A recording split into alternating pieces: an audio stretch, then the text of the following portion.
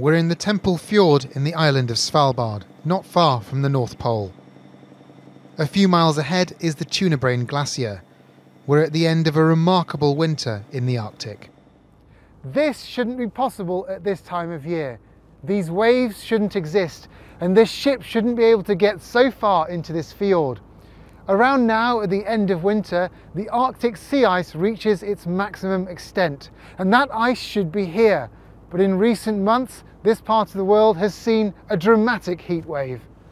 On some days in recent months, it's been 20 degrees Celsius higher than the long-term average. It takes longer to reach the edge of what little ice there is.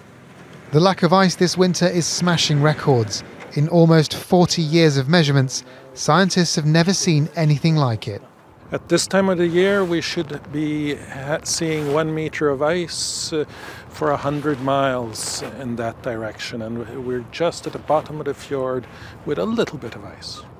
We've had rain in November, we have had avalanches, and we have had a lot more snow on the mountains.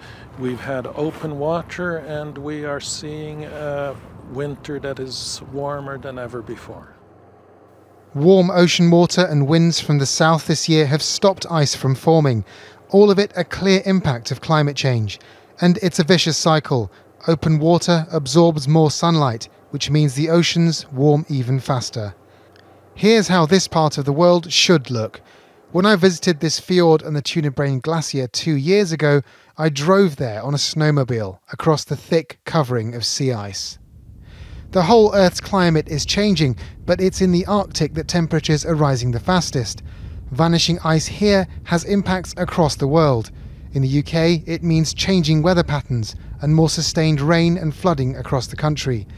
Arctic wildlife, which depend on the ice, have to adapt or face grave threats.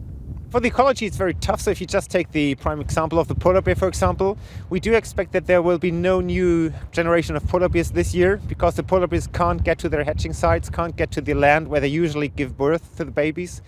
And so this will be a year without new polar bears in Svalbard. It's difficult to imagine these dramatic changes happening so quickly.